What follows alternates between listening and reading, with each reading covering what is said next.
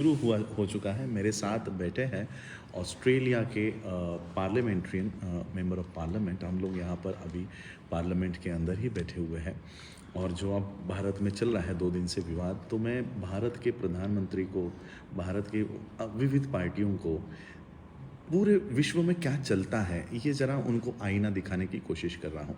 यहाँ पर हमारे साथ मल्टी कल्चरल इसके ऊपर बात कर रहे हैं। यहाँ ऑस्ट्रेलिया में अलग अलग धर्म के लोग हैं। मेरे साथ यहाँ पर है डॉक्टर चीन Q, he is member of parliament, member of for south eastern metropolitan, तो मेरे साथ है। तो आइए उनसे जानते हैं, वो इंग्लिश में कहेंगे, हम लोग इसको हिंदी में फिर आप लोगों को समझाएंगे। तो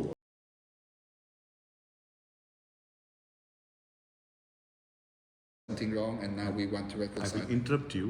Yeah. मैं आप लोगों को समझाना चाहता हूँ कि डॉक्टर साहब ने क्या कहा। इन्होंने कहा कि यहाँ के जो ओरिजिनल्स हैं, इनके साथ बहुत अन्याय हुआ, अत्याचार हुआ, इनके ऊपर बलात्कार हुए, बहुत सारे अन्य अत्याचार यहाँ पर हुए। तो इन्होंने अब एक लॉ पास किया है कि इनके साथ जो इतने सालों से अन्याय किया है, तो इनसे हम माफ़ी मांगेंगे। तो किसी भी प्रोग्राम में यहाँ पे शुरुआत होती है, तो पहले उन ऐप ओरिजिनल्स, मूल निवासियों से माफ़ी मांगी जाती है। जैसे हम लोग हमारे कार्यक्रमों की शुरुआत करते हैं तो महापुरुषों को वंदन करते हैं, या महापुरुषों को वंदन नहीं करते, यहाँ के एबोरिजिनल्स को माफ़ी मांगते हैं और फिर अपना बात शुरू करते हैं। तो देखिए, हमारे यहाँ पर 2500 सालों से SC ST OBC के लोगों को मारा गया, पीटा गया, उनके अधिकार छीने गए, लेकिन आज भी किसी को इनसे माफ़ी मांगने की इच्छा प्रकट नहीं होती है। Please sir. Yep, yep. But now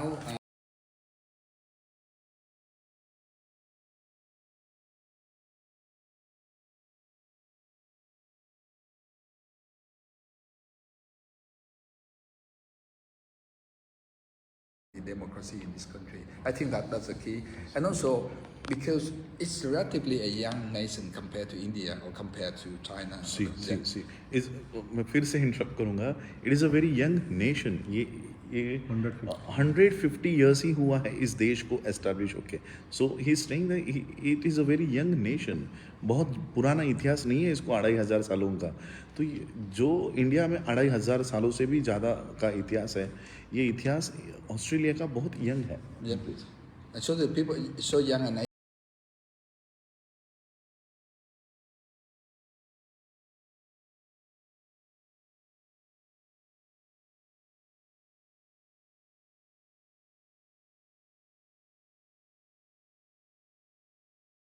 Indian government works for some particular religion, or they impose any religion on the people, that's not allowed by law. that is not allowable by law. Yeah. सरकार का कोई धर्म नहीं हो सकता, it is not allowable by law, यही वो कह रहे हैं। Yep.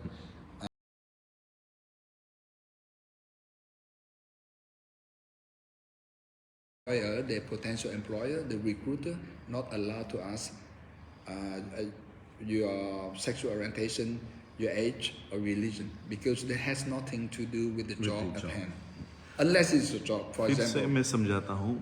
यहाँ पर किसी एम्प्लॉयर को, जिसे नौकरी देनी है, उसे किसी का धर्म पूछने की, किसी के सेक्सुअल ओरिएंटेशन को पूछने की, जैसे मेल फीमेल होता है, ये पूछने की उसको अनुमति नहीं है। जब तक वो खुद से बताना नहीं चाहता, तब तक उसको किसी का धर्म पूछने की अनुमति नहीं है। हम अगर ट्रेन में भी सफ़र कर रहे हो तो को पैसेंजर खोद के हमको जात पूछता है, उपजात पूछता है। यहाँ पर जात छोड़ो, धर्म बताना भी अलाउड नहीं है।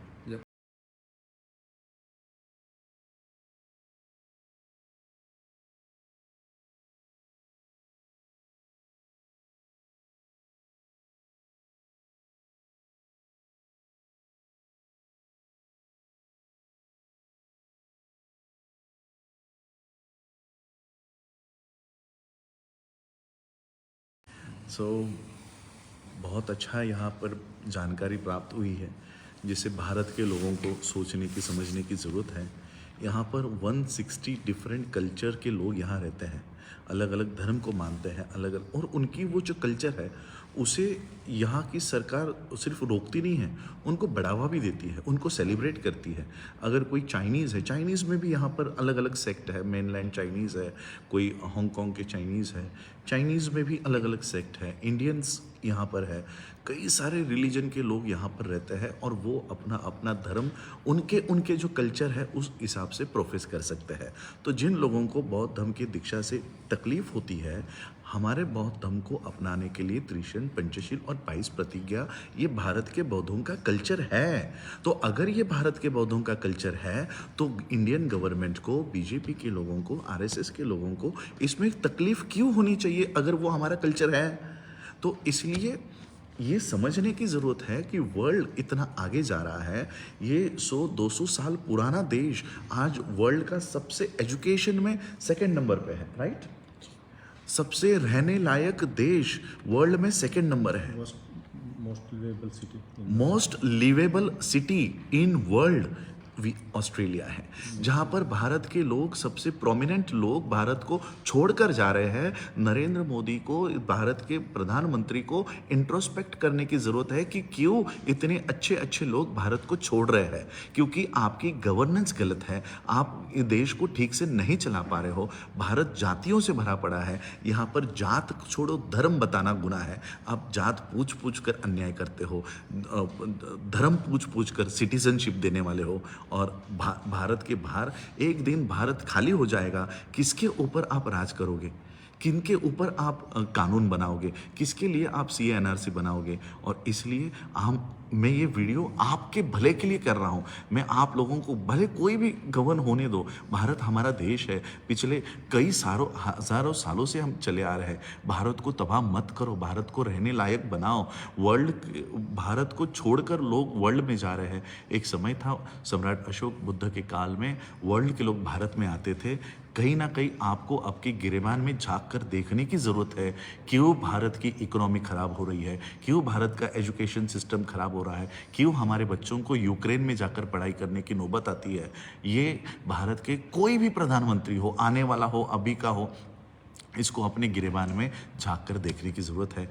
ये वीडियो मैंने खास भारत के लिए, क्योंकि मुझे भारत से प्यार है, इंडिया से प्यार है, मैं नहीं देख सकता अपना देश टूटते हुए। और इसलिए ये वीडियो मैं आप लोगों को इंटरव्यू इसलिए बताना चाहता था कि ये वर्ल्ड में काम होता है। आप सिर्फ भारत के बाहर स्टेज पर जाकर फ़ोटो खींचते हो, कम से कम ऐसी इंटरव्यू हमारे जो लोग, जो अर्नब जैसा एक जानवर ही है जो दिन भर भोगता रहता है, ऐसे इंटरव्यूज़ कभी करा के दिखाओ। भारत के बाहर क्या होता है, भारत के बाहर सिर्फ आप लोग जाकर क्या करके आते हो पता नहीं। तो कम से कम ये भारत के बाहर किस तरह से अपने देश को उभार रहे हैं। सिर्फ 150 साल हो गया है वर्ल्ड की। आज ₹1 जो इंडिया का है वो यहाँ पर $1 मेरे ख्याल से 54 रुपीज़ देकर हमें यहाँ का $1 मिलेगा। 150 साल का देश है, उनकी इकोनॉमी हमसे 54 गुना आगे है। 54 गुना। हमें $1 ऑस्ट्रेलियन खरीदने के लिए 55 रुपीज़ लगेंगे। हमारा ₹1 सोचो कहाँ पर यहाँ पर है। तो 100 साल का देश हमसे इतने आगे है। लाखों 2500 सालों से हमारा ये देश चला आ रहा है, आज कहीं पर नक्शे में नहीं है। और आप अपने आप को विश्व गुरु बताते हो, विश्व गुरु। क्या आपकी इकोनॉमी रह गई है? और इसलिए मैं आज आपसे विनती करना चाहता हूँ, भारत के लोगों ने आपको देश चलाने के लिए दिया है, आप पब्लिक सर्वेंट हो, पब्लिक के नौकर हो, प्लीज़ हमारा देश ठीक से चलाइए। अगर नहीं चला सकते किसी और को दे दीजिए ताकि वो देश ठीक से चलाए और भारत की तरक्की करे। बस इतनी विनती मैं ऑस्ट्रेलिया के धरती से भारत के सभी राजनेताओं को करना चाहता हूँ। हमने आपको वहाँ पर धर्म का प्रचार करने के लिए नहीं भेजा, हमने आपको वहाँ पर किसी कल्चर का प्रचार करने नहीं भेजा, भारत को संभालने के लिए भेजा है। प्लीज़ हमारा देश ठीक से संभालिए। जय भीम।